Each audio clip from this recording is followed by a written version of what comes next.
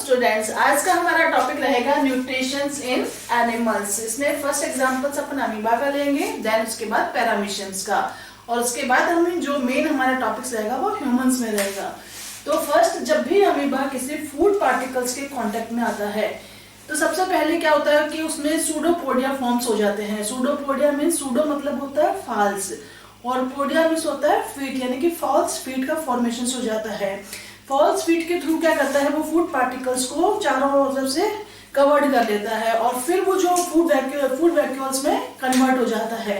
Then उस foods को cytoplasm में डिफ्यूज हो जाता है, उसमें बहुत सारे एंजाइम्स वगैरह भर करके, और देन उसको बॉडी सरफेस के थ्रू बाहर आउट कर दिया जाता है। तो ये हमारा डायग्राम है, ये अमीबा है, इसमें न्यूक्लियस प्रेजेंट है, ये फूड पार्टिकल्स के कांटेक्ट में आता है तो फूड वैक्यूल्स का फॉर्मेशन हो जाता है। ये फूड वैक्यूल्स अंदर ब्रस्ट हो जाती है साइटोप्लाज्म में जाकर के, और देन इसकी बॉडी सरफेस से अनडाइजेस्ट फूड्स आउट हो जाता है।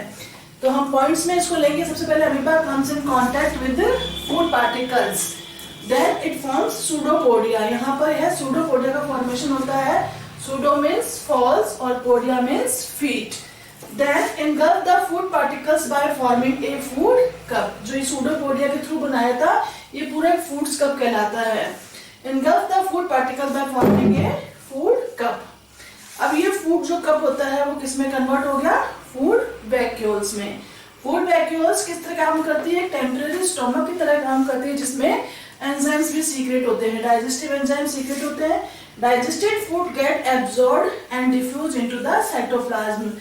डाइजेस्ट होने के बाद में साइटोप्लाज्म में डिफ्यूज हो जाता है, और फिर इजेशन हो जाता है किसका, अनडाइजेस्ट फूड का, कहां से, surface of the body. Second example है अपना पैरामीशियम्स। जैसे कि स्ट्रक्चर में दिखाया है, पैरामीशियम की बॉडी के सरफेस पर सीलिया प्रेजेंट होते हैं। इन सीलिया के थ्रू वो फूड को स्विप करता है, यानी कि अपनी तरफ खींचता है। जैसे ही फूड पार्टिकल्स को अपने खींचता है, यहाँ पर इसका ऑरल माउथ होता है, साइटो सेल माउथ भी बोलते हैं इसको। यहाँ से फूड अंदर एंटर करता है। ये जो हमने राउंड स्ट्रक्चर बना रखा है इसको बोलते हैं ऑरल ग्रूव।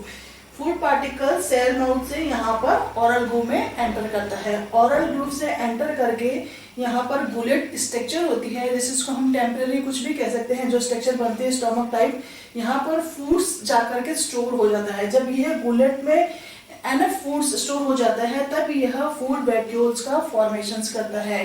बुलेट्स के तो यहाँ फूड वैक्यूल्स का फॉर्मेशन होता है। ये फूड वैक्यूल्स फिर पूरे साइटोप्लाज्म में घूमती है, यानी कि पूरे जगह से अपने आप को, जिसमें से इसमें जो भी न्यूट्रिएंट्स होते हैं वो साइटोप्लाज्म में एब्जॉर्ब होते जाते हैं, और धीरे धीरे ये फूड्स वैक्यूल्स स्मॉलर स्मॉलर होती हुई एनल स्पोर्स के थ्रू बॉडी से एलिमिनेट हो जाती है। ये है अपना पैरामीशियम का स्ट्रक्चर है। हमने इसको पूरा प्रैक्टिकली पूरा कह सकते हैं डायग्रामेटिक इसको हमने शो कर दिया। अब इसके पॉइंट्स के बारे में देखें तो सबसे पहला वही जो हमने कहा कि paramecium uses its cilia to sweep the foods, first point. Second, food enter into the, किसके थ्रू एंटर कर रहा है, cell mouth, after its fall into the oral groove. Third, the food goes through the oral groove into the gullet. कहां पर आ गया, अब bullet में।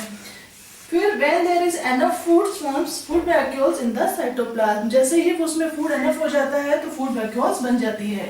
फिर डाइजेस्टेड जो कंटेंट होते हैं उसमें जितने भी न्यूट्रिएंट्स होते हैं फूड वैक्यूल्स में, वो साइटोप्लाज्म में धीरे धीरे एब्जॉर्ब हो जाते हैं, और जो फूड वैक्यूल्स होती है धीरे धीरे स्मॉलर होती जाती है।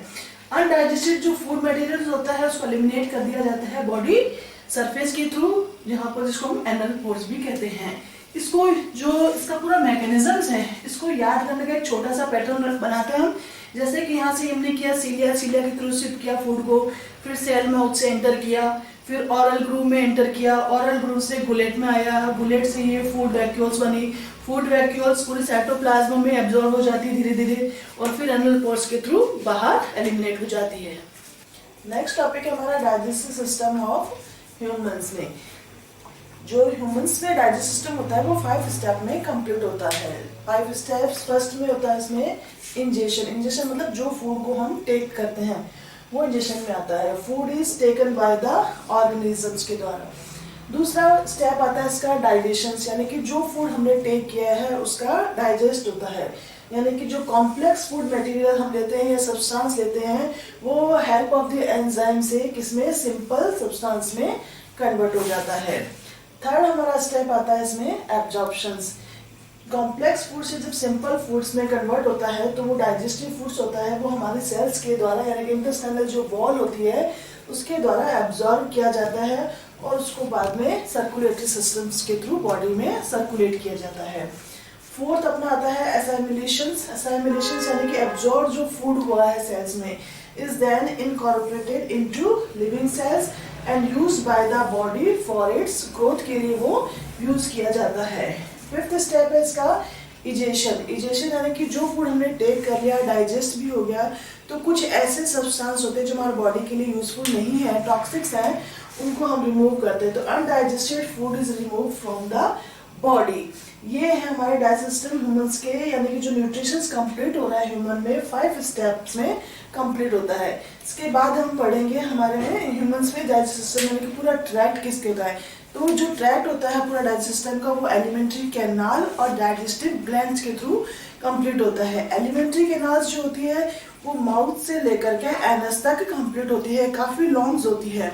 इसके बाद जो माउथ से एनस तक के जो पार्ट होंगे उससे फर्स्ट हम माउथ में उसमें पढ़ेंगे डाइजेशंस का, उसके बाद हम जैसे टंग्स का भी रोल देखेंगे, इसमें टीथ का भी रोल देखेंगे, फिर फेरिंग्स में आ जाएंगे, फिर इसके बाद देन ईसोफेगस, ईसोफेगस के बाद स्टोमक, स्टोमक के बाद इंटेस्टाइन, इंटेस्टाइन्स के भी 2 पार्ट्स होंगे, small intestine and large intestine, then उसके बाद एनस, रेक्टम और फिर एनस। इस तरह से पूरा डाइजेस्टिव सिस्टम हम नेक्स्ट वाले वीडियो में कंप्लीट करेंगे with the help of the diagram के थ्रू। अभी तक हमने जितना भी टॉपिक्स क्लियर किए हैं आई होप आपको समझ में आ गए होंगे। यदि इनमें से आपको कुछ भी ऐसा टॉपिक्स लगता है जो आपको समझ में नहीं आ रहा हो तो आप मुझे कमेंट्स करके बता सकते हैं। और वीडियो को प्लीज़ आप पूरा देखिए शुरू से लेकर लास्ट तक, क्योंकि पूरी एनसीईआरटी बुक को कवर किया गया है पॉइंट टू पॉइंट इसमें में। और उसके बाद जितना हमने पढ़ा है हम उसमें से देन जितने क्वेश्चंस आने वाले हैं या आ सकते हैं या आए हुए हैं उन सबको हम सारे को हम सॉल्व करेंगे धीरे धीरे। तो आप वीडियो को प्लीज़ लाइक कीजिए, शेयर कीजिए और सब्सक्राइब कीजिए ताकि आपको आगे आने वाले वीडियोस का नोटिफिकेशंस मिलता रहे।